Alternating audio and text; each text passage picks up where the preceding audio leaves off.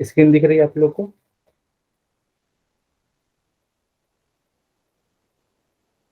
Yes yes sir. Sir, visible है। Okay okay, चलिए तो हम लोग स्टार्ट करते हैं।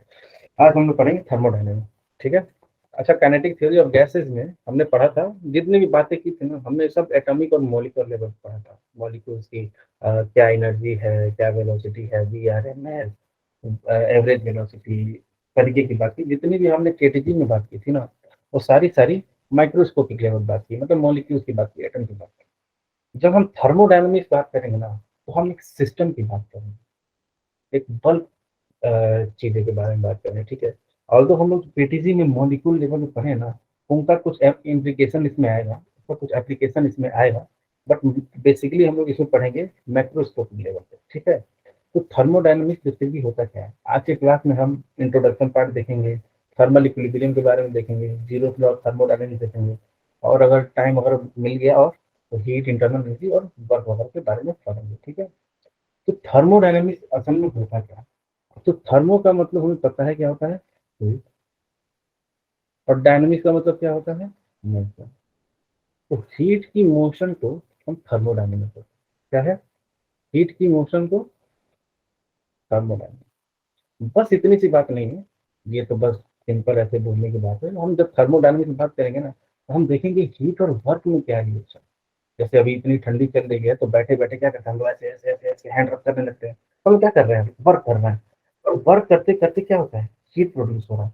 तो यानी कुछ तो रिलेशन है हीट और वर्क में। तो हम हीट और वर्क का जो रिलेशन है वो पढ़ेंगे।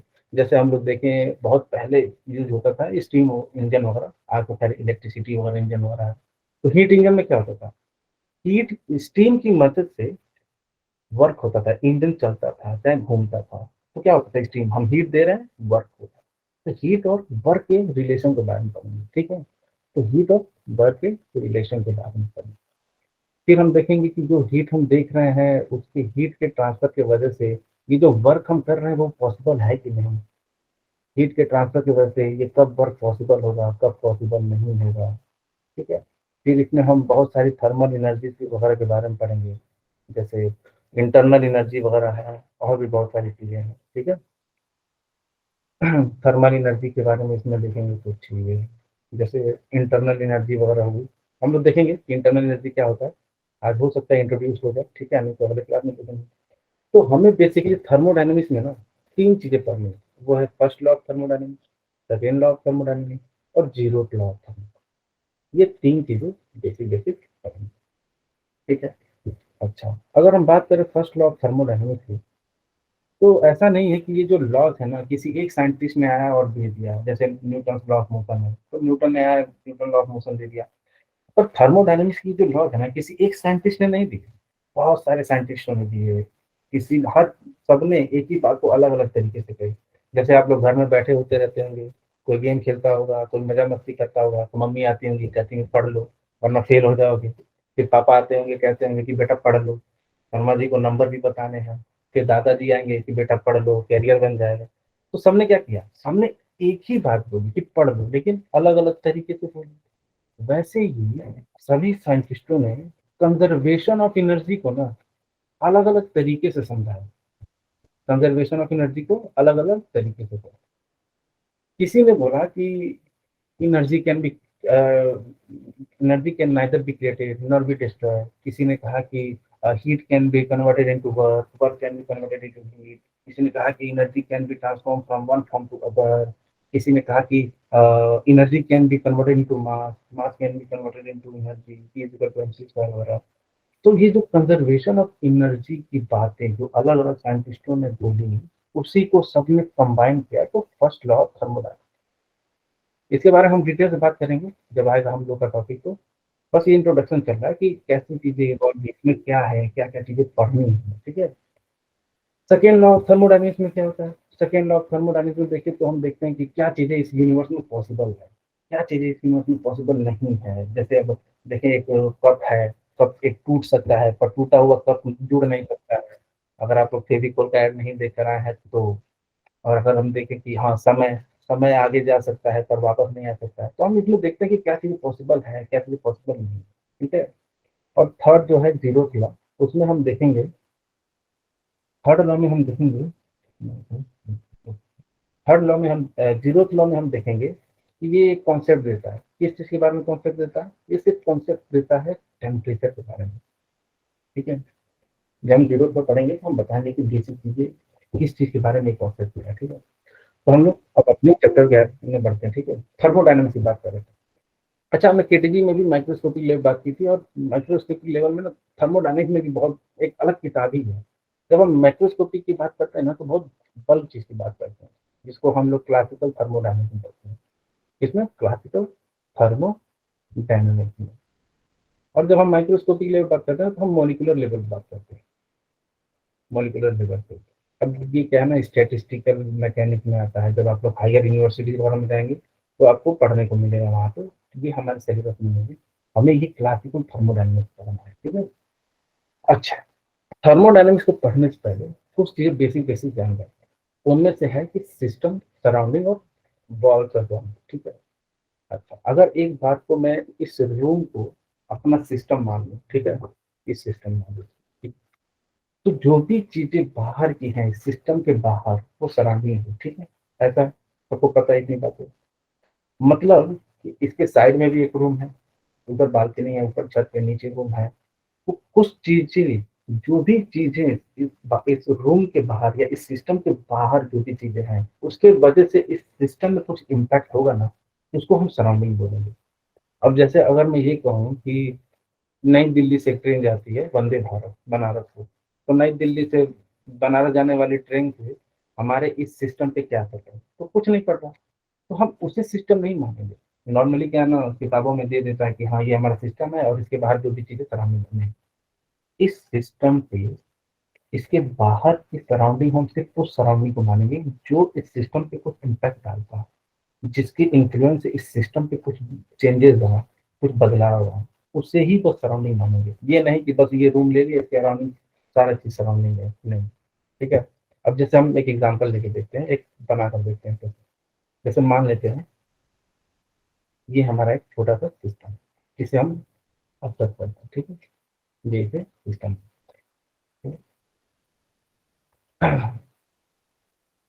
और मान लेते हैं कि ये जो है, ये इसको सराउंडिंग मान लेते हैं, ठीक है। ये हमारा सिस्टम हो गया और ये हमारा सराउंडिंग, ठीक है। इसमें कोई डाउट अभी कुछ? अच्छा, मान लेते हैं ये इसका बॉल है, ठीक है, ये बॉल। तो इस सिस्टम पे, ये सिस्टम ए है, इस सिस्टम पे सिर्फ उसी को हम सराउंडिंग बोलेंगे जिसकी वजह से इस सिस्टम पे कुछ इम्पैक्ट आता है। अब किस प्रकार का इम्पैक्ट आता है? एनर्जी का फ्लो आता है, या मास का फ्लो हो सकता है। तो इन चीजों का जब इन्फ्लुएंस सराउंडिंग की वजह से सिस्टम पे आता है, तो बस उसको ही हम सिस्टम बोलते हैं।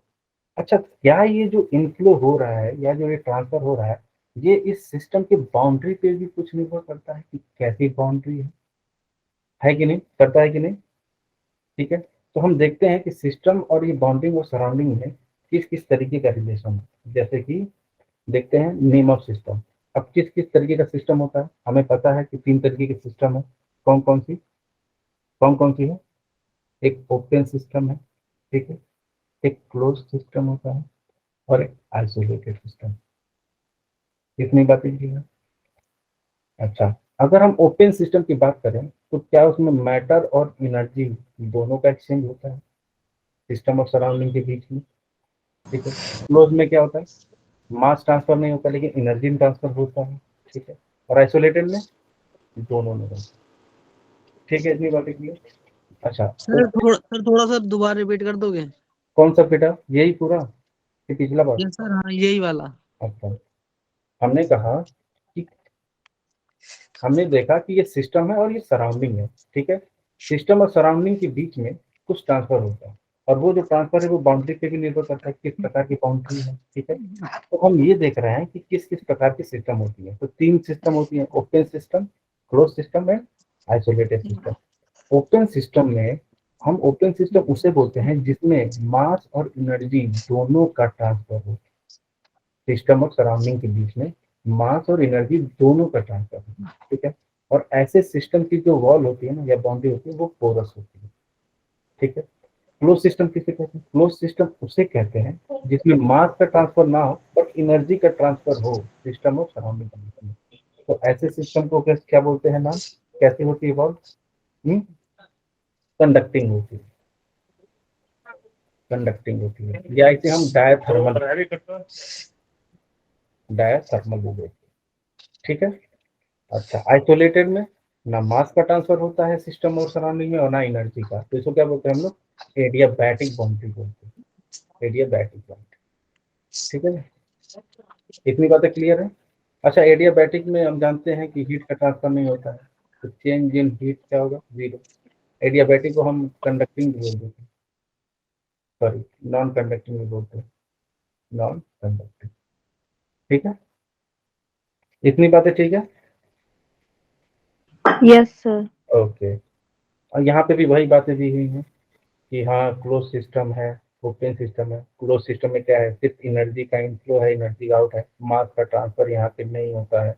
ओपन में एनर्जी और मास दोनों का होता है, मास आगे मास आगे, एनर्जी का भी इनफ्लो होगा। और आइसोलेटेड में ना एनर्जी का होता है और ना मास का। ठीक है। अच्छा, अब देखते हैं कि थर्मोडायनामिक्स का होता है। ठीक है। अच्छा, अगर थर्मोडायनामिक्स की बात करें तो अगर हम कहें कि किसी सिस्टम के किसी सिस्टम के किसी सिस्टम में जब इंटरनल चेंज होती है, क्या होती है? Internal change. किसके वजह से? Due to heat. जब सिस्टम में इंटरनल चेंज हो, किसके वजह से? ड्यू टू हीट, तो हम उसे बोलते हैं थर्मोडायनामिक्स। थर्मोडायनामिक्स। ठीक है। तो थर्मोडायनामिक्स वेरिएबल क्या होती है? ये जो इंटरनल चेंज आ रही है वो किस चीज में चेंज आ रही है? वो है सिस्टम की मैक्रोस्कोपिक प्रॉपर्टीज, या उसे हम थर्मोडायनामिक्स वेरिएबल्स भी बोल देते हैं। Macroscopic properties. ये मैक्रोस्कोपिक प्रॉपर्टीज क्या होती है भाई? मैक्रोस्कोपिक प्रॉपर्टीज क्या होती है? जैसे प्रेशर हो गया, वॉल्यूम हो गया, टेम्परेचर हो गया, मोल हो गया, मास हो गया, इन सारी चीजों को हम मैक्रोस्कोपिक प्रॉपर्टीज बोलते हैं, या इसको हम थर्मोडायनामिक्स वेरिएबल्स भी बोलते हैं। ठीक है। तो सिस्टम की इंटरनल चेंजेस जब होती हैं ड्यू टू हीट, तो हम बोलते हैं थर्मोडायनामिक्स।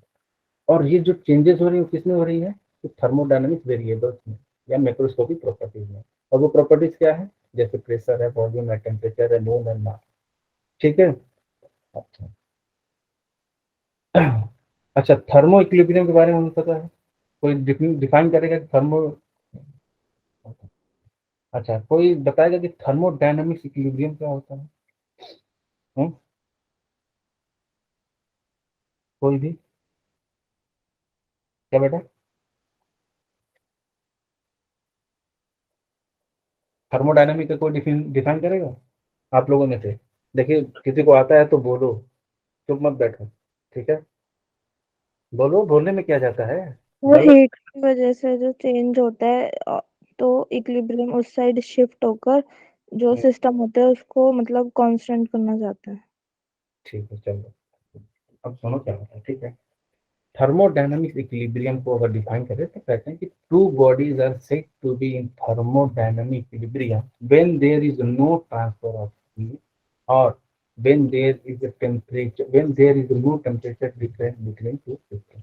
ठीक है, क्या होता है कि to bodies are said to be in thermal equilibrium। कब बोलते हैं? जब उनमें when there is no transfer of heat, जब उन दोनों के बीच में कोई ट्रांसफर नहीं होता है हीट का among them। या और क्या बोल सकते हैं? और when there is no temperature difference among them। ठीक है,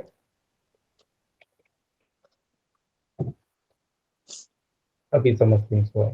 ठीक है, अभी और समझते हैं। ठीक है। अच्छा, अगर मैं बात करूं एक बार थर्मल इक्विलिब्रियम, पहले एक बार हम मैकेनिक्स की बात करते हैं। हम कहते हैं कि एक बॉडी इक्विलिब्रियम है, ये एक बॉडी है, वो इक्विलिब्रियम है।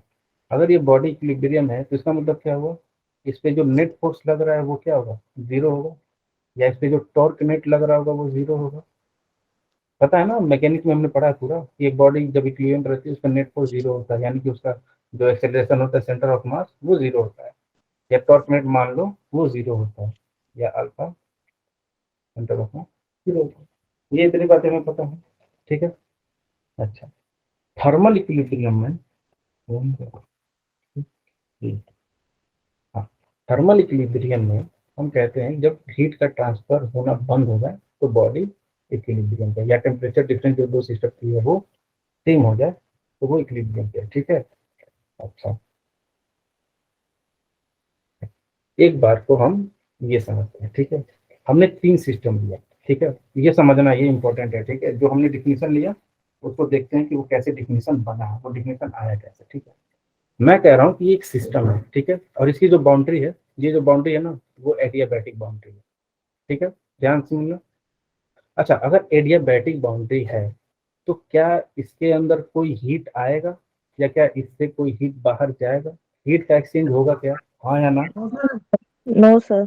नहीं होगा। अच्छा, अगर मैं मान लूं कि T is equal to zero पे इस सिस्टम का टेम्परेचर TA है, प्रेशर PA है, और वॉल्यूम BA है, ठीक है, और हम इसे छोड़ के फिर कहीं चले जाएं खूब लंबे ट्रिप पे और घूम घाम को वहां से आए, मतलब बहुत समय बाद आए T is equal to infinite पे, तो क्या इसका जो टेम्परेचर TA था वो TA ही रहेगा, प्रेशर यस सर। TA ही रहेगा और BA रहेगा?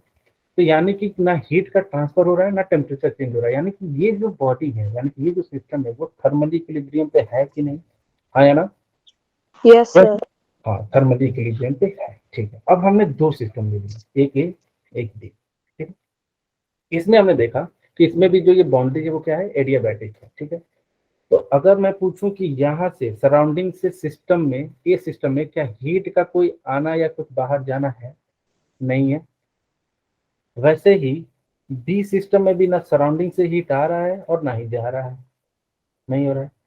अच्छा, ए और बी के बीच में भी एडियाबैटिक वॉल है तो इनके बीच में भी कोई हीट का ट्रांसफर तो नहीं होगा।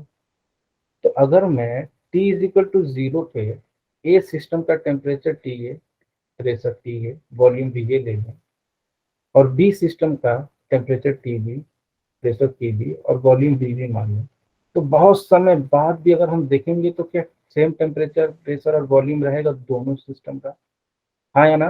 अरे यस होगा सर। कि नहीं होगा? होगा। यस। तो यस यानी सर। कि दोनों सिस्टम थर्मल इक्विलिब्रियम में आपस में भी, है कि नहीं, है ना? Yes sir. अच्छा, यहाँ पे देखो अभी TA is equal to TB है भी नहीं, TA is equal to TB नहीं, अलग अलग टेम्परेचर है, फिर भी देखो थर्मल इक्विलिब्रियम पे है, ठीक है। यहाँ भी समझ में आया, अभी कंफ्यूजन हो रहा होगा कि ये क्या हो गया, टेम्परेचर दोनों का अलग अलग है फिर भी थर्मल इक्विलिब्रियम पे आ गया, और हमने तो पढ़ा था कि जब टेम्परेचर सेम हो तभी होता है थर्मल इक्विलिब्रियम दो बार, अभी समझ में आया, ठीक है। अच्छा, यहाँ पे हम दो सिस्टम लेते हैं ए और बी, ठीक है। अगर मैं ए सिस्टम की बात करूं तो क्या हीट का ट्रांसफर सराउंडिंग से कुछ होगा क्या, नहीं होगा। बी का कुछ सराउंडिंग से नहीं होगा, पर इनका आपस में तो कुछ ना कुछ तो ट्रांसफर होगा। मैं मान लो अगर कि टेम्परेचर जो ए का है वो टेम्परेचर बी से ज्यादा है, ठीक है, तो क्या बहुत लंबे समय बाद, तो क्या बहुत लंबे समय बाद इन दोनों का टेम्परेचर, इन दोनों का टेम्परेचर सेम हो जाएगा, क्योंकि हीट का ट्रांसफर होगा इनके बीच में तो होगा, क्योंकि ये क्या है, डायथर्मल है, इनके बीच की जो बाउंड्री है वो क्या है, डायथर्मल है, ठीक है। तो बहुत लंबे समय बाद क्या टेम्परेचर सेम हो जाएगा। Yes sir. तो यस क्या, सर। तो दोनों सिस्टम क्या अब थर्मली इक्विलिब्रियम पे आ गए, TA is equal to TB हो गया, तो क्या ये थर्मली इक्विलिब्रियम पे है ना? Yes sir. अच्छा, क्या ये वो डिफिनीशन नहीं है जिसकी हम बात कर रहे थे कि जो दो बॉडी का टेम्परेचर जब सेम हो जाए तो हम कहते हैं दोनों बॉडी इक्विलिब्रियम पे है ना? और हमने पर यहाँ भी देखा कि दोनों का टेम्परेचर अलग होने के बाद भी इक्विलिब्रियम पे। तो ऐसा इसलिए है कि जो हम सिस्टम की बात कर रहे हैं उसमें 99% ऑफ द, जब हम पढ़ते हैं, हम जिस चीज को पढ़ते हैं उसमें हीट का ट्रांसफर होता है। क्या होता है, हीट का ट्रांसफर होता है, हीट का ट्रांसफर होता है। तो हमने जब एडियाबैटिक लिया ना बेटा, हमने जब एडियाबैटिक लिया तो हीट का ट्रांसफर नहीं हुआ, तो ये एक स्पेशल केस हो जाता है, ये स्पेशल केस हो जाता है। तो हमें क्या चीज ध्यान रखना है, पहला चीज, अगर हीट का ट्रांसफर हो रहा है तो थर्मल इक्विलिब्रियम तो अचीव करेगा ही करेगा। थर्मल इक्विलिब्रियम पहुंचेगा कि नहीं पहुंचेगा, सिस्टम पहुंचेगा। अच्छा, अगर हीट का ट्रांसफर नहीं हो रहा, अगर हीट का ट्रांसफर नहीं हो रहा, मतलब दोनों बीच की वॉल यानी जो भी सिस्टम है उनकी जो वॉल होगी वो एडियाबैटिक होगी, तो भी थर्मली इक्विलिब्रियम होगी। ठीक है, बस अंतर इतना है कि हम जितनी बार पढ़ाई करते हैं, हम जो भी पढ़ते हैं उसमें 99% ऑफ द केस में हीट का ट्रांसफर होता है, और जब भी हीट का ट्रांसफर होगा तो टेम्परेचर सेम जाके ही थर्मल इक्विलिब्रियम अचीव करेगा, है कि नहीं। और हमने यही डिफिनेशन पढ़ा है कि जो दो बॉडी है वो तभी थर्मल इक्विलिब्रियम पे आएंगे जब उनका टेम्परेचर डिफरेंस खत्म हो जाए। समझ में आया इतनी बातें। Yes sir. अब आगे से कोई सवाल पूछते कि two bodies having different temperature can be in equilibrium, तो हाँ, अगर सर वो एडियाबैटिक सिस्टम है तो। हाँ बोलो बेटा। प्रीवियस स्लाइड दिखाना। अच्छा, ये वाली कि जो लिखा हुआ है, सर जो भी आपने लिखा था। डिफिनीशन वाला, ये वाला। सर यही वाला, यही वाला। अच्छा ठीक, इतनी बातें समझ में आई आप लोगों को। Yes sir. कुछ डाउट वाउट हो तो पूछ लेना, ठीक है आप लोग।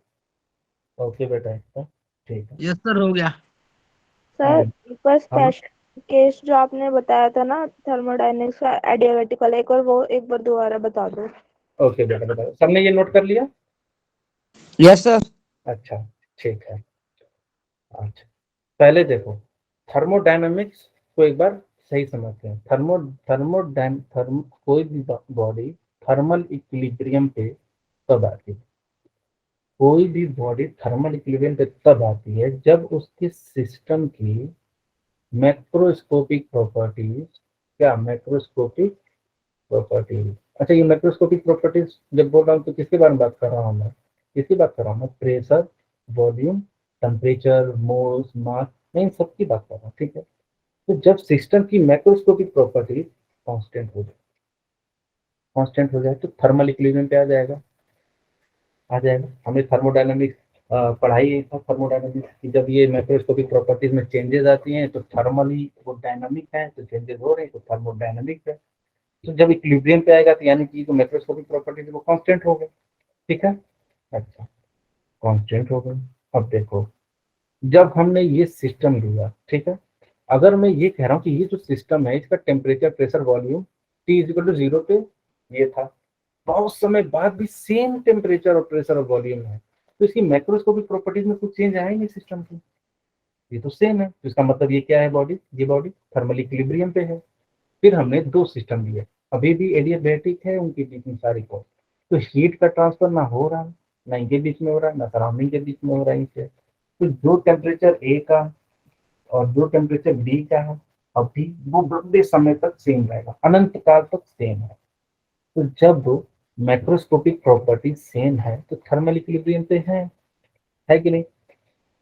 तीसरे केस में क्या होता है, हमने बीच की बॉल डायथर्मल कर दी, तो टेम्परेचर हमने ए का मान लिया, बी का, यानी कि हीट ट्रांसफर होगा, कब तक होगा, जब तक दोनों टेम्परेचर बराबर ना हो जाए, और जब टेम्परेचर बराबर हो गया यानी कि हीट का ट्रांसफर रुक जाएगा। अब इस पॉइंट के बाद से अनंत काल तक ये टेम्परेचर सेम रहेगा, यानी कि अंदर की मैक्रोस्कोपिक प्रॉपर्टीज सेम रहेंगी। तो बस इतना था कि डायथर्मल में हीट का ट्रांसफर नहीं होता, तो अनंत काल तक वो अपने आप में थर्मल इक्विलिब्रियम पे है, कुछ भी चेंज नहीं हो रहा। और जब बीच में सिस्टम में डायथर्मल आती है तो हीट का ट्रांसफर होता है, हीट का ट्रांसफर होगा तो टेम्परेचर कांस्टेंट जब तक नहीं होगा तो थर्मल इक्विलिब्रियम नहीं होगा। तो वही हमने पढ़ा सिस्टम में। ये ठीक है, अब समझ में आ गया। Yes sir. ओके ठीक है, चलिए तो हम आगे बढ़ते हैं। हाँ, ये भी वही बातें बोलेगी जो हमने पढ़ा अभी तक, वही बातें बोली कि ये एक सिस्टम है, ये बी सिस्टम है, मान लिया इसका Q1 है, ये Q2 है, Q1 जो है Q2 से बड़ा है, तो ये हीट का ट्रांसफर है तो जाएगा, और एक पॉइंट पे दोनों टेम्परेचर, वही बातें बोली, ठीक है, हमने उनको पढ़ा। ठीक है, अब हम समझते हैं कि थर्मोडायनामिक्स के लॉ के बारे में। ठीक है, अब हम लॉज देखते हैं। तो जब से जो सबसे पहला लॉज हम पढ़ेंगे वो होगा zeroth law of thermodynamics. Zeroth law of thermodynamics. ठीक है। अच्छा, ये जो लॉ है ना बहुत बेसिक बात होता है। कहता है कि अगर दो सिस्टम है, दो बॉडी है, ए है, बी है, अगर ये दोनों बॉडी किसी तीसरे बॉडी के साथ थर्मली इक्विलिब्रियम पे है, मतलब ए सी के साथ भी थर्मल इक्विलिब्रियम पे है और बी भी सी के साथ थर्मल इक्विलिब्रियम पे है, तो ये लॉ कहता है कि ए और सी भी आपस में थर्मली इक्विलिब्रियम पे। ठीक है, ये इतनी ही बातें बोलती है। अभी हम और समझते हैं क्या। ठीक है, आइए। एक सिस्टम बनाते हैं। ठीक है, पहले हम देखते हैं एक सिस्टम बनाते हैं। आप लोग नोट्स बना रहे हैं ना, तो छूट जाए तो बता देना, स्लाइड वगैरह Yes, पीछे करना हो तो। हाँ, ये हमने सिस्टम बनाया, ये सिस्टम बनाया हमने, इसको मान लिया ए, इसको मान लिया बी। ठीक है, और फिर हमने, और इस सिस्टम की क्या है, जो भी वॉल्स है वो है एडियाबैटिक, मतलब कोई हीट का ट्रांसफर नहीं, कुछ नहीं। फिर हमने एक सिस्टम लिया, सिस्टम सी, सिस्टम सी, और इसकी जो बॉन्डिंग है वो क्या है, डायथर्मल है, मतलब कंडक्टिव, डायथर्मल कंडक्टिव। जब साइंटिस्टों ने ऐसा सिस्टम बनाया ना कि दो सिस्टम ले लिया और उसको एडियाबैटिक रख दिया और तीसरे सिस्टम को ऊपर रख दिया जो डायथर्मल था, तो उन्होंने देखा कि इनके अंदर की जो प्रॉपर्टीज है ना अब कुछ बदल रही है, कुछ चीजें हैं जो आपस में वो बदल रही, कुछ चीजें हैं जो ट्रांसफर हो। इस समय तक टेम्परेचर का कॉन्सेप्ट आया ही नहीं था, पता ही नहीं था क्या है टेम्परेचर, ये सब चीजें, मतलब क्या चीजें सिस्टम हो रही उनको पता ही नहीं था। उनको बस ये नजर आ रहा था कि कुछ सिस्टम है जो, कुछ चीजें हैं जो बदलाव हो रही है तीनों सिस्टम, कुछ चीजें हैं जो बदलाव हो रही है। तो उन्होंने कहा अच्छा ठीक है। शुरुआत में काफी अलग अलग चीजें थी, पर बहुत लंबे समय बाद ना तीनों की प्रॉपर्टीज लगभग सेम है। तो उन्होंने क्या किया, चलो लगभग लगभग सेम हो गई, तो एक काम करते हैं, ये जो सी वाला जो डायथर्मल है उसको हटा देते हैं और एक बार ना ए और बी को आपस में ले आकर ज्वाइन करते हैं और देखते हैं क्या होता है। तो जब ए और बी को आपस में ले आकर और उनके बीच में जो अभी एडियाबैटिक एडियाबैटिक बाउंड्री थी जिसमें हीट ट्रांसफर नहीं होता, उनको डायथर्मल कर दिया बाउंड्री को। और फिर कहा कि अब देखते हैं क्या होता है। तो उन्होंने कहा कि अभी कुछ हो ही नहीं रहा, कुछ नहीं हो रहा, जो सिस्टम जैसे पहला था प्रॉपर्टीज वगैरह सब अभी भी है। तो उन्होंने कहा कि इनके बीच में ना एक चीजें थी जो यहाँ पर फ्लो हो रहा था, बदल रहा था, वो टेम्परेचर। उन्होंने क्या कहा कि अगर मान ले टेम्परेचर टीसी है इसका और इसका टीए और टीबी है, क्या है इनका टीए और टीबी है, तो उन्होंने देखा कि जो टेम्परेचर टीसी का था वो बड़ा था टी और टीबी से, तो क्या यहाँ से हीट फ्लो होगा और यहाँ से भी हीट फ्लो होगा, होगा फ्लो। तो लंबे समय में क्या टीए जो होगा वो टीसी के बराबर हो जाएगा, क्योंकि फ्लो होता रहेगा, हाँ कि ना, होगा कि यस। नहीं? तो क्या खूब बहुत लंबे समय बाद टीबी इक्वल टू टीसी भी हो जाएगा। ठीक है, तीनों का टेम्परेचर आपस में बराबर होगा। तब उसके बाद से इन्होंने ऊपर का सिस्टम हटाकर ऐसे रख दिया, तो तब उन्होंने कहा कि कुछ एक्सचेंज नहीं हो रहा, मतलब कि दोनों का टेम्परेचर ठीक है पहुंचे। तो जो जीरो लॉ है वो यही कहती है कि अगर अगर दो बॉडी किसी तीसरे बॉडी के साथ थर्मली इक्विलिब्रियम हो जाए तो यहाँ पर थर्मली इक्विलिब्रियम पे आ जाती है। तो यहाँ पर ये जो दो बॉडी है सी के साथ थर्मली इक्विलिब्रियम पे आ जाती है, तो बहुत समय बाद आपस में भी थर्मल इक्विलिब्रियम अचीव कर देते हैं। तीनों की बस उतनी ही बातें बोलती। ठीक है, इतना ड्रॉ कर दिया आप लोगों ने? Yes sir. हाँ। कोई डाउट अभी तक कुछ भी? नो सर, कोई डाउट नहीं। हाँ, आप लोग हाँ ना कुछ भी बोलते रहेंगे ना तो मेरे को समझ में आएगा, तो लेक्चर उस हिसाब से चलेगा। जितना ही आप लोग रिस्पॉन्स करेंगे उतना ही थोड़ा सा आगे बढ़ने में मेरे को आसानी होगी ना, मुझे भी पता चले ना कि समझ में आ रहा है, कुछ दिक्कत होगी तो मैं उस पर काम करूंगा। ठीक है, आगे बढ़ा दो। ये कर लिया नोट? यस यस सर, हो सर। गया नोट ये तो। चलो ये डिफिनीशन है, थोड़ा सा एक बार डिफिनीशन देख लेते क्या है। कह रहा है it states that if two system A and B are separately in thermal equilibrium with the third system C then A and B are also in thermal equilibrium. ये वही बात बोल रहा है जो यहाँ पे बात बोली ना, यही बात बोल रहा है। देखो पढ़कर देखो खुद से समझ में आ रहा है कि नहीं आ रहा है? सब लोग पढ़ेंगे?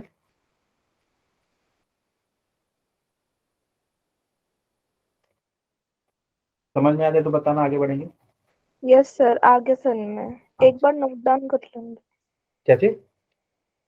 सर एक बार नोट डाउन कर लें फिर आप कर लो आगे बेटा, कोई दिक्कत नहीं, नोट डाउन कर लो।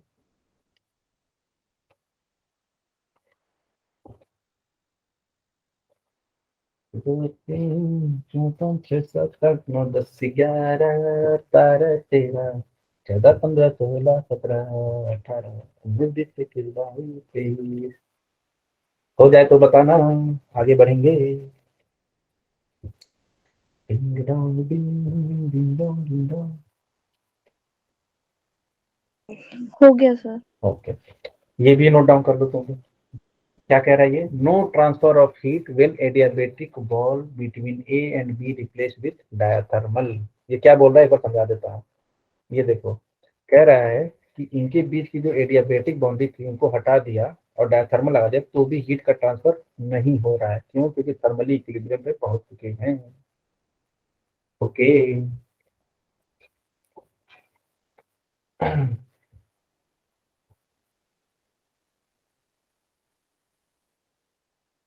बाकी लोग कुछ रिस्पॉन्स नहीं कर रहे हैं, बस 2 ही 3 लोग हैं जो रिस्पॉन्स कर रहे हैं और बच्चे हैं 15 16। सर हो गया। ओके ओके, ये देखो क्या कहता है zero law of thermodynamics, concept of temperature. कह रहा है कि there exist a scalar quantity called temperature which is a property of all thermodynamic system such that temperature equality. देखो सारे सिस्टम की जब टेम्परेचर इक्वल पहुंच गई थी तो वो थर्मली इक्विलिब्रियम पे ही हो गया। तो वही है जीरो लॉ, कॉन्सेप्ट देता है टेम्परेचर का। तब उन लोगों को पता चला कि टेम्परेचर कोई ऐसी क्वांटिटी है स्केलर जो उनके अंदर फ्लो हो रहा है जब हीट डिफरेंस है ये। ठीक है, और देखो नीचे लिखा है when there only when there heat transfer 99% cases में हीट ट्रांसफर होता है। लगभग हम जो पढ़ते हैं उसमें हीट ट्रांसफर लेते हैं और नहीं हो रहा है और फिर भी इक्विलिब्रियम पे है सिस्टम, तो यानी कि एडियाबेटिक बाउंड्री है उनकी। तो अनंत काल तक वो तो सारे उसके प्रॉपर्टीज, मैक्रोस्कोपिक प्रॉपर्टीज है, वो सेम रहेंगे। टेम्परेचर, प्रेशर, वॉल्यूम, मोल, मास। ठीक है, भले आगे। Yes sir. ओके, सभी लोग यस करते हैं एक बार मैसेज में, जो बोल नहीं पा रहे हैं प्लीज, जरा मैं आगे बढ़ जाऊंगा फिर। सभी लोग एक बार लिख दें। Ekta good, okay. Shankar yes, ASN yes, okay. हो सकता है आप लोग माइक इसलिए अपना ऑन ना कर रहा हो कि आप लोग के पास जो है शोर वगैरह हो, ये भी मैं समझ सकता हूँ। खुशी नहीं थी, okay yes yes yes, okay. चलिए, तो अब हम पढ़ेंगे first law of thermodynamics. First law of thermodynamics को समझने से पहले हम 3 चीजों के बारे में समझेंगे। ये 3 चीजें फर्स्ट लॉ ऑफ थर्मोडायनामिक्स के लिए बहुत इंपॉर्टेंट है। तो सबसे पहली चीज क्या पढ़ेंगे हम लोग? इंटरनल एनर्जी के बारे में पढ़ेंगे। फिर क्या पढ़ेंगे हम लोग? हीट के बारे में पढ़ेंगे और फिर क्या? वर्क के बारे में। ठीक है, ये तीनों चीजें बहुत इंपॉर्टेंट है, इसलिए थोड़ा थोड़ा इनको देखते हैं। ठीक है, सबसे पहले हम लोग इंटरनल एनर्जी के बारे में देखेंगे। ठीक है, तो हमने क्या किया, हमने लिया एक सिस्टम। क्या लिया? सिस्टम। हमने कहा कि ये सिस्टम जो है ना v स्पीड से भाग रही है, इसके पास वेलोसिटी है v, और ये ग्राउंड से ना h हाइट पे है। ठीक है, अगर मैं पूछूं कि इस सिस्टम की टोटल एनर्जी क्या होगी, तो क्या कहोगे भाई? होगी भैया इसके पास तो वेलोसिटी है तो काइनेटिक एनर्जी होगी। होगी कि नहीं? ड्यू टू मोशन, हाँ या ना? Yes sir. अच्छा, ये ग्राउंड से h हाइट पे है तो क्या इसके पास पोटेंशियल एनर्जी भी दोबारा होगी? समझाना sir. Yes sir. Due to position, क्योंकि ये ग्राउंड से h हाइट पे है। मतलब पोटेंशियल एनर्जी बहुत सारी होती है, gravitational potential energy, electrostatic potential energy, magnetic potential energy. पर इस सिस्टम पे कोई इलेक्ट्रिक फील्ड, मैग्नेटिक फील्ड नहीं है, तो सिर्फ और सिर्फ ग्रेविटेशनल पोटेंशियल। ठीक है, फिर साइंटिस्टों ने देखा कि टोटल एनर्जी सिर्फ काइनेटिक और पोटेंशियल एनर्जी नहीं है, कुछ एक्स्ट्रा एनर्जी आ रही है जो इस सिस्टम के अंदर है, इसलिए उसको बोला इंटरनल एनर्जी। और ये इंटरनल एनर्जी है क्यों? ये इंटरनल एनर्जी है क्यों, कहाँ से आ रहा है? Due two molecule. तो इसके अंदर है ड्यू टू। तो ऐसा क्या है भाई मॉलिक्यूल्स के पास? इनके पास भी वही चीजें हैं भैया जो सिस्टम के पास मॉलिक्यूल्स है, उनके पास भी काइनेटिक एनर्जी है। क्या है? काइनेटिक एनर्जी ऑफ मॉलिक्यूल्स है, और इनके अंदर पोटेंशियल एनर्जी भी है मॉलिक्यूल्स के पास। ठीक है, अच्छा, हमने आइडियल गैस में पढ़ा था ना कि आइडियल गैस के मॉलिक्यूल्स के बीच में कोई भी इंटरमोलिकुलर फोर्स नहीं होता, पढ़ा था ना। इसी यस यस सर। वजह सर से बोला। हमारे पास मॉलिक्यूल्स की पोटेंशियल एनर्जी नहीं होती है जब भी हम आइडियल गैस की बात करें। जब भी हम आइडियल गैस की बात करेंगे तो पोटेंशियल एनर्जी क्या होगी, जीरो होगी, क्योंकि इनके बीच में इंटरमोलिकुलर फोर्स नहीं है। अच्छा, काइनेटिक एनर्जी की जब बात करेंगे ना, तो काइनेटिक एनर्जी बहुत सारी है इस मॉलिक्यूल्स के पास। जैसे अगर मैं कहूँ कि ये मॉलिक्यूल है, तो क्या ये इधर एक्स में, चाहे वाई में, चाहे जेड में मूव करेगा, तो क्या इसके पास ट्रांसलेशनल काइनेटिक एनर्जी है? हाँ या ना? इसके पास ट्रांसलेशनल काइनेटिक एनर्जी है कि नहीं? Yes sir. अगर मैं कहूँ कि ये जो मॉलिक्यूल है ये अपने ही एक्सिस पे ऐसे रोटेट कर रहा है, मान लीजिए मॉलिक्यूल है छोटा सा बहुत सा, और ये अपनी एक्सिस पे जो जो जो जो जो जो जो ऐसे रोटेट कर रहा है, तो क्या इसके पास रोटेशनल काइनेटिक एनर्जी भी होगी? होगी। अच्छा, सर अगर एक मैं बार ये आइडियल गैस वाला समझाना। कौन सा वाला बेटा? आइडियल गैस वाला सर। अच्छा, हमने याद है काइनेटिक थ्योरी ऑफ गैस में जब हम पढ़ रहे थे, काइनेटिक थ्योरी कहती है कि मॉलिक्यूल्स की प्रॉपर्टीज बस इतनी ही है कि ये हमेशा मोशन में रहते हैं आइडियल गैस। उसमें हमने देखा था एजम्पशन थे पोस्टुलेट्स में कि जो इंटरमोलिकुलर फोर्स है उनके बीच में एब्सेंट है, और क्या हमने ये भी माना था कि जो पार्टिकल है वो बहुत छोटे हैं, नेग्लिजिबल है, इसीलिए इनके बीच की जो पोटेंशियल एनर्जी है ना वो हम जीरो मानते हैं, क्योंकि इनके बीच में ना कोई इंटरमोलिकुलर फोर्स है ही नहीं। ठीक है। और फिर काइनेटिक एनर्जी बच जाती है मॉलिक्यूल की। काइनेटिक एनर्जी फिर अलग अलग तरीके की, ट्रांसलेशनल है, रोटेशनल है, और क्या है, अगर मैं कहूँ ये मॉलिक्यूल जो है वो अपने ही पोजीशन पे ऐसे ऐसे वाइब्रेट हो रहे हैं, जों जों जों जों जों, या ऊपर ऐसे जों जों जों जों जों, तो क्या इसके अंदर एक काइनेटिक एनर्जी वाइब्रेशन की वजह से है? ठीक है।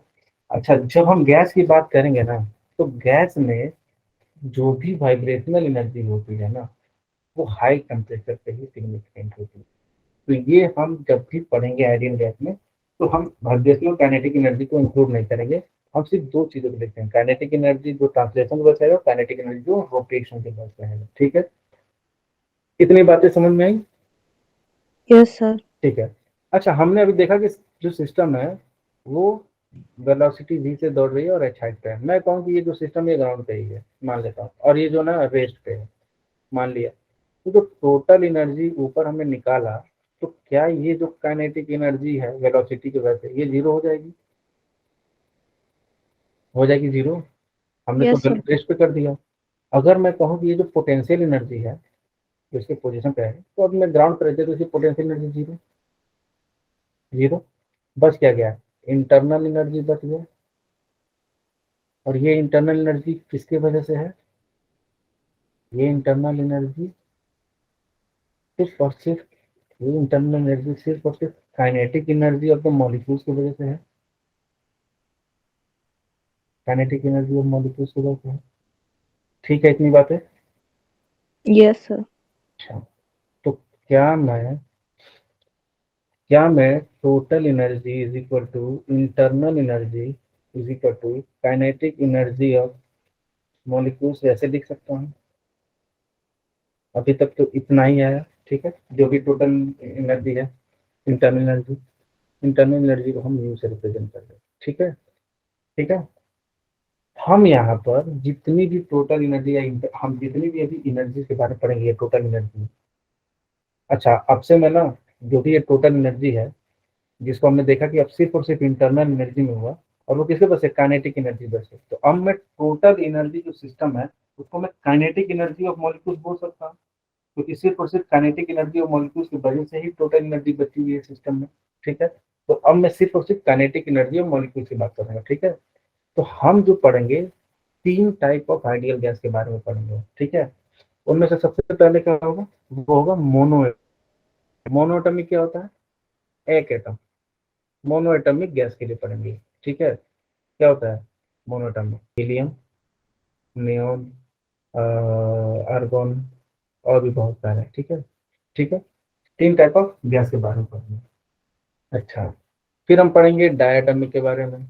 डायटमिक के बारे में, डायटमिक क्या है? हाइड्रोजन ले लिया, ऑक्सीजन ले लिया, नाइट्रोजन ले लिया, और भी बहुत सारे मॉलिक्यूल्स वगैरह है। फिर हम पढ़ेंगे पॉली एटमिक, या उसे ट्राई एटमिक बोल सकते हैं। ठीक है। ट्राइटॉमिक। ट्राइटॉमिक मतलब SO2 या SO3, NO2 या NO3 ले लो, बहुत सारे मॉलिक्यूल्स हैं, ठीक है। अच्छा, इंटरनल एनर्जी में ना एक एक टर्म आता है डिग्री ऑफ फ्रीडम, ठीक है। इंटरनल एनर्जी को हम लोग अच्छे से पढ़ेंगे और हमें ये देख लिया कि सिस्टम की जो टोटल एनर्जी है वो सिर्फ और सिर्फ काइनेटिक एनर्जी के बल पे है, मॉलिक्यूल्स पे, ठीक है। हम देखेंगे ना ये जो आइडियल गैस है, ये जो आइडियल गैस है, इनमें हम देखेंगे 3 प्रकार के आइडियल गैस की बात करेंगे, मोनोएटॉमिक, डायटॉमिक, ट्राइटॉमिक। हमें निकालना है डिग्री ऑफ फ्रीडम, ठीक है। डिग्री ऑफ फ्रीडम क्या होता है? Number of turns in the expression of kinetic energy. मतलब ये जो काइनेटिक एनर्जी है ना मॉलिक्यूल्स के, उसके अंदर जितनी एक्सप्रेशन होगी उसको हम बोलते हैं और डिग्री ऑफ फ्रीडम। अभी पता चलेगा क्या है, ठीक है। हम मान लिए मोनोएटॉमिक लिया, हमने मान लिया ये एक मॉलिक्यूल है, तो क्या ये मॉलिक्यूल एक्स डायरेक्शन में मूव कर सकता है? क्या ये वाई डायरेक्शन में मूव कर सकता है? क्या ये जेड डायरेक्शन में मूव कर सकता है? अगर मैं कहूँ कि इसकी एक्स डायरेक्शन में स्पीड vx है, वाई में vy है और जेड में vz है, तो इस मॉलिक्यूल की काइनेटिक एनर्जी कितनी होगी? क्या होगी? क्या मैं इसे half M V X square लिख सकता हूँ या half M V Y square लिख सकता हूँ या half M V Z square लिख सकता हूँ, ठीक है। हमने क्या किया, अब डायटॉमिक लिया, ठीक है। अच्छा, अगर मैं इसी मॉलिक्यूल को, अभी मैं मोनोटॉमिक बात कर रहा हूँ, अगर ये इसी मॉलिक्यूल को कहूँ ये अपने ही पोजीशन पे एक्सिस पे रोटेट कर रहा है, मान लो एटम है, एटम ट्रांसलेशन मोशन तो ठीक कर लिया क्योंकि काइनेटिक एनर्जी आ गई ट्रांसलेशन मोशन की वजह से, रोटेशन की वजह से काइनेटिक एनर्जी क्या है? ये छोटा सा एटम अपने एक्सिस पे रोटेट कर रहा है। हमें क्या ये पता है कि जो रोटेशनल काइनेटिक एनर्जी है उसका फॉर्मूला क्या है? हाफ आई ओमेगा स्क्वायर होता है, ये पता है ना, हमने मैकेनिक्स में पढ़ रखा है। काइनेटिक एनर्जी रोटेशन के वजह से, रोटेशनल के वजह से हाफ आई ओमेगा स्क्वायर। कुछ याद है कि भूल गए सारा मैकेनिक्स? Yes sir. आरबीडी में रिजिड बॉडी डायनामिक्स में हमने पढ़ा है रोटेशन के वजह से जो काइनेटिक एनर्जी आती है वो हाफ आई ओमेगा स्क्वायर। आई क्या होता है यहाँ पे?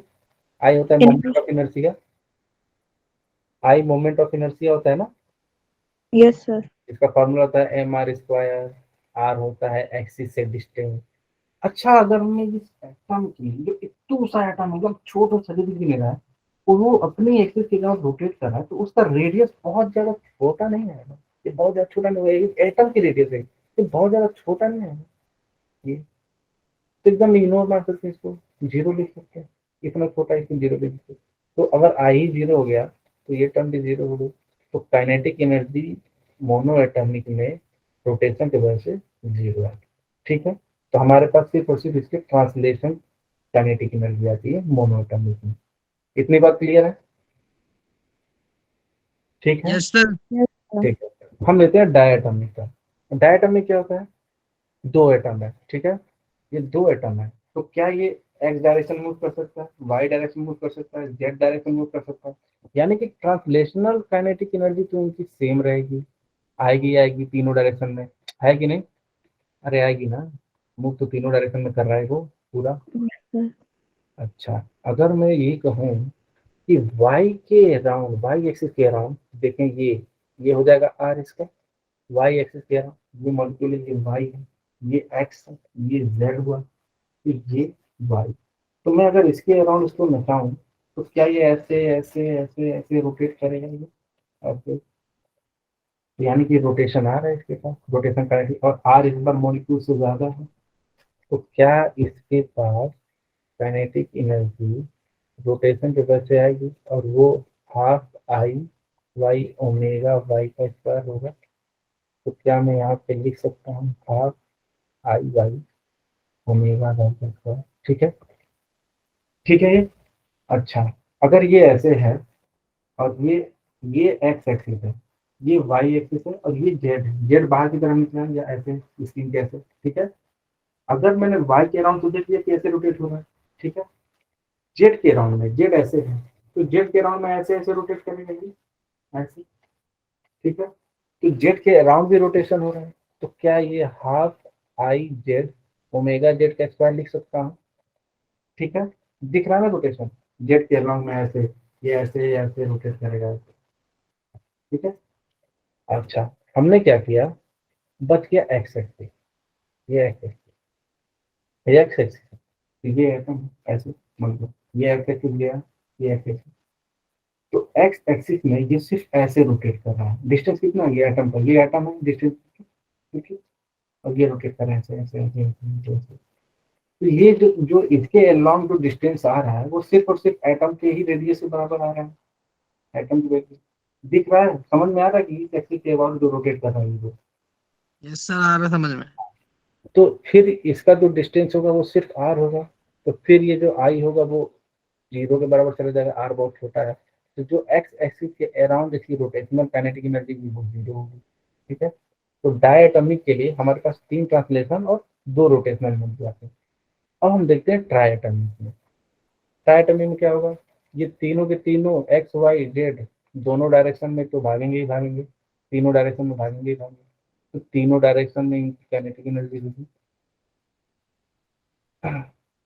अच्छा, ये दिख रहा है एक्स के, अगर मैं इसको वाई के अराउंड में अगर रोटेट करूं, वाई के अराउंड में रोटेट करूं तो zoom zoom zoom zoom zoom rotate होगा, यानी कि इसके पास वाई के अराउंड में रोटेशनल एनर्जी होगा। जब ना समझ में आए तो पूछ लेना, ठीक है। अच्छा, जेड बाहर है, जेड बाहर है, ये देखो, ये बीच में सल्फर है, ऑक्सीजन ऑक्सीजन ऑक्सीजन, जेड बाहर है, पंखे की तरह है लगभग, यहाँ बाहर, तो ये जूम जूम जूम ऐसे रोटेट कर रहा है, यानी कि जेड के अलॉन्ग भी आएगा, half I Z omega Z का स्क्वायर। अब देखो मजेदार बात कि एक्स के अलॉन्ग भी आएगा, एटम ऊपर, ये दो है, तो ये एक्स है, तो इसके अलॉन्ग रोटेट होगा, तो ये दो जूम है, जूम जूम दिख रहा है, आएगा ना। सर दोबारा यस समझा। किसके अलॉन्ग, सर ट्राइटो में दोबारा समझा दो। ट्राइटोमिक, देखो ट्राइटोमिक क्या है, बीच में हमने सल्फर लिया है, सल्फर है, ऑक्सीजन ऑक्सीजन और ये ऑक्सीजन, ठीक है। पहले एक्सिस देखो, ये एक्स एक्सिस, ये वाई एक्सिस और जेड एक्सिस ये है, जेड एक्सिस ये, ठीक है। सल्फर ये है, ऑक्सीजन नहीं, ऑक्सीजन ये, ऑक्सीजन ये, ठीक है। हमने क्या किया, वाई के डायरेक्शन में इसको रोटेट किया ऐसे, तो क्या है, ये मॉलिक्यूल है और ये मॉलिक्यूल है, तो ये दोनों मॉलिक्यूल ऐसे नहीं हटेंगे अगर मैं वाई के अराउंड रोटेट करूँ तो, ऐसे दोनों दोनों, ठीक है। ये तो है वाई के अराउंड में। अब हम देखते हैं इसको जेड के अराउंड में, ये एटम है, ऊपर ऑक्सीजन, ये ऑक्सीजन ये ऑक्सीजन, जेड एक्सिस कहाँ है, जेड एक्सिस ये है, ये है। सल्फर के बीच से जा रहा है, तो सल्फर के बीच से जा रहा है ऐसे, तो क्या ये एकदम फैन की तरह नहीं होगा, ये इधर ये इधर ये इधर, तो मैं इसके अराउंड में चाहूँ तो ये पूरा पंखी की तरह नहीं होगा, पूरा रोटेट करेगा, दिख रहा है अभी, पूरा रोटेट करेगा पूरा, ठीक है, जेड के अराउंड। अब एक्स के अराउंड, ये एक्स एक्सिस है, ये सल्फर यहाँ पे, ऑक्सीजन ऑक्सीजन ऑक्सीजन, तो अगर एक्स के अलोंग रोटेट करूं ऐसे ऐसे, ये दोनों एटम यहाँ पे जोन जोन जोन दिख रहा है, आया ना। Yes sir. तो क्या सर इसके पास, हाँ क्या बेटा, नो सर, कह रहा हूँ कि आ गया। आ गया, ओके। तो half I x omega x का इसका, एक मिनट बेटा, जरा हमारे लैपटॉप की बैटरी, एक मिनट बस। तो हमारे पास क्या हुआ, मोनोएटॉमिक आ गया, मोनोटॉमिक काइनेटिक एनर्जी आ गई, 3 ट्रांसलेशनल है, डायटोमिक में 3 ट्रांसलेशन 2 रोटेशन की वजह से, और ट्राइटोमिक में 3 ट्रांसलेशन और 3 रोटेशन की वजह से। डिग्री ऑफ फ्रीडम क्या होता है, डिग्री ऑफ फ्रीडम होता है number of terms in the expression of kinetic energy, ठीक है। अच्छा, काइनेटिक एनर्जी हमने 3 चीज की निकाली, 3 टाइप ऑफ, जैसे मोनोएटॉमिक डायटोमिक टाइप। अच्छा, मोनोएटॉमिक में जो काइनेटिक एनर्जी है इसके पास कितना टर्म है, कितने टर्म है, 1 2 3, 3 टर्म है, तो इसकी डिग्री ऑफ फ्रीडम क्या होगी, मोनोएटॉमिक, तो मोनोएटॉमिक की डिग्री ऑफ फ्रीडम क्या होगी, 3, ठीक है। अच्छा, डायटोमिक की काइनेटिक एनर्जी में कितने एक्सप्रेशन है, 1 2 3 फिर 4 5, तो इसकी डिग्री ऑफ फ्रीडम 5। 5 हो जाएगी। डिग्री ऑफ फ्रीडम को ना हम एफ से रिप्रेजेंट करते हैं, स्मॉल एफ से, ठीक है, तो मैं डायरेक्ट एफ लिख देता हूँ, ठीक है। आप लोग का अगला कोई क्लास है क्या इसके बाद, नो सर। अच्छा ठीक है, वरना लेट हो जाएगा। और ट्राई एटमी में कितने टर्म्स हैं? काइनेटिक एनर्जी के एक्सप्रेशन में कितने टर्म है? 1 2 3 4 5 6। तो इसकी 6। कितनी जाएगी? ठीक है, इतनी बात क्लियर है। डिग्री ऑफ फ्रीडम कैसे आ रहा है? मोनो एटॉमिक के लिए, डायटॉमिक के लिए, डायटॉमिक के लिए, ठीक है। अच्छा, अब हम देखते हैं एक ये बनाकर चार्ट बना लेते हैं, ठीक है। अब मोनो एटॉमिक की बात करेंगे, डायटॉमिक की बात करेंगे और डायटॉमिक की बात करेंगे, ठीक है। जो पढ़ा है उसी को हम देखेंगे। अच्छा, ट्रांसलेशनल काइनेटिक एनर्जी कितने? 3 थी। ट्रांसलेशन में तो सब में था, ये ट्रांसलेशन वाला, ठीक है। तीनों था, तीनों में 3 3 है ना। तो क्या सब में 3 3 3 ट्रांसलेशनल काइनेटिक एनर्जी आएगी।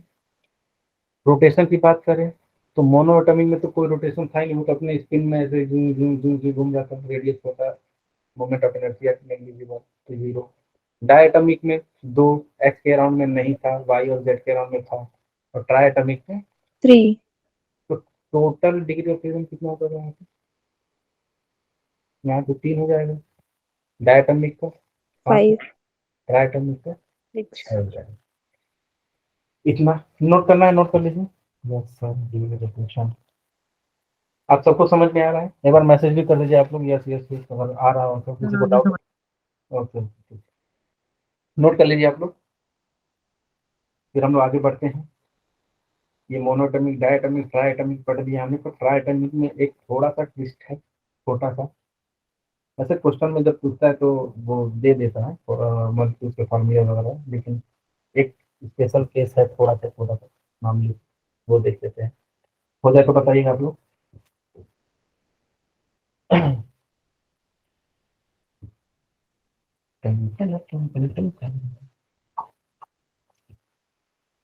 Yes sir, yes sir, yes sir, yes sir, yes sir. 10 sir हो गए हैं, मेरे नहीं, यहाँ मैसेज में।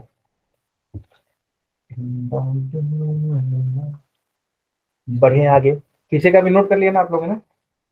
यस सर, कर लिया। ओके ओके, ठीक है, आगे बढ़े। आइए, ट्राई एटॉमिक का थोड़ा सा हम देख लेते हैं। ट्राई एटॉमिक में ना एक अलग कंडीशन आ जाती है। जैसे मैंने कहा कि एसओ, ठीक, मैंने क्या किया? सल्फर बनाया, ऑक्सीजन बनाया, ऑक्सीजन बनाया, ऑक्सीजन बनाया। अगर मैं सल्फर SO3 के बजाय SO2 ले लूं तो क्या होगा? SO4। ये लीनियर हो गए, लीनियर हो गए तो क्या होगा? किसी को समझ में आ गया क्या होने वाला है? ये वाई होगा, ये एक्स होगा और ये जेड होगा, लीनियर होगा। तो लीनियर हो गए तो क्या होगा? वाई के अराउंड में इसका तो रोटेशन होगा, ठीक है। जेड के अलाउंग भी इसका रोटेशन होगा, पर एक्स के अलाउंग में रोटेशन नहीं। तो बस ट्राई टर्मिंग में ये देखना है कि जो इसकी जो एक्स के अलाउंग में रोटेशन है वो नहीं होगी। तो क्या होगा? जो नॉन लीनियर में एफ हमने 6 माना था, वो लीनियर में क्या हो जाएगा? एफ इज इक्वल टू, एक टर्म घट जाएगी तो 5 हो जाएगा। कौन सी घटेगी दिखाओ? ये देखो, ये देखो, लीनियर हो जाएगा। तो SO2 ऐसा हो गया कुछ ऐसे। तो क्या ये ऑक्सीजन की तरह एकदम नहीं हो गया? तो इसके पास 3 ट्रांसलेशन तो आ जाएंगे, एक्स वाई और जेड में भी इसका रोटेशन आ जाएगा, बट एक्स के अराउंड में इसका रोटेशन रोटेशन ठीक है। बस यही एक चीज था जो आपको समझाना था कि जब नॉन लीनियर आएगा तो क्या होगा? एफ तो 6 रहेगा, बट लीनियर वाले में एटॉमिक का एफ जो है वो 5 हो जाएगा। ये ऑरली क्वेश्चन करने का है, कुछ पेन और नहीं उठाना है, जल्दी से इसका आंसर बता दूं फिर हम लोग सी। आगे बढ़े। सी। कितना? सी। 6। Degree of freedom of molecule of triatomic है, सबका आ रहा है 6, ठीक है। Yes sir. ओके ओके, और ऐसा ही बस ऑरली क्वेश्चन एक ये है। क्वेश्चन हम लोग करेंगे, अच्छे अच्छे करेंगे। एक बार हम लोग ना हीट, इंटरनल एनर्जी और वर्क, मतलब फर्स्ट लॉ ऑफ थर्मोडायनामिक्स थोड़ा सा कंप्लीट करेंगे, उसके बाद अच्छे अच्छे क्वेश्चन करेंगे, एकदम सर मस्त। 3 है इसका आंसर। क्या है इसका answer? D. Number of translational degree of freedom for diatomic gas. Shankar ji बोल रहे हैं 5, हिमांशी बोल रही हैं 3, ओके, ध्यान बी से। क्या? सर, बी है इसका आंसर। डी की बी? क्या? B B B for okay, ball. अच्छा, बी फॉर बॉल। ठीक, जरा इधर देखिए, यहाँ पर मैंने मोनोएटॉमिक, डायटोमिक, डायटोमिक, ट्रांसलेशन में क्या लिखा है? तीन तीन तीन। क्या पूछ रहा है? Translation, translation. तो जितने लोग डी बोल रहे थे, पता चला कहाँ गलती किया? पता यस चला? सर। तो क्वेश्चन को थोड़ा सा बारीकी से, सिर्फ डिग्री ऑफ फ्रीडम नहीं, आगे ट्रांसलेशन भी ना था। अभी डायटमी में पूछ देता रोटेशनल का, ऐसे ही ट्राइटमी में पूछ देता कि लीनियर है और रोटेशनल बता दो, तो उसमें भी आप लोग 3 मार दोगे। नहीं, 2 होगा, लीनियर हुआ तो नॉन लीनियर में 3 हो जाएगा रोटेशनल। ठीक है सर, हमें टोटल बता दिया। ओके ओके, चलो ठीक है, कोई नहीं कोई नहीं। क्वेश्चन ध्यान से पढ़ना शंकर जी, प्रभु। तो इतनी बातें समझ में आ गई। आज का लेक्चर यहीं तक रहेगा, ठीक है। कल से हम लोग पढ़ेंगे इंटरनल एनर्जी को, मैंने बस इंट्रोड्यूस किया है। कल हम लोग डिग्री ऑफ फ्रीडम के रिलेशन में इंटरनल एनर्जी को पढ़ेंगे, फिर स्पेसिफिक हीट वगैरह पढ़ेंगे, थोड़ा सा हीट के बारे में देख लेंगे, फिर वर्णन पर चलेंगे। कोई डाउट, कोई समस्या, कोई प्रॉब्लम? तीनों एक ही बात है। सबने नोट डाउन कर लिया इतना बार? Yes sir. बंद कर दूं इसको ना मैं? सर शंकर नहीं, ओह सॉरी सॉरी भाई, संस्कार जी। ओके ओके, मैंने ध्यान से नहीं पढ़ा।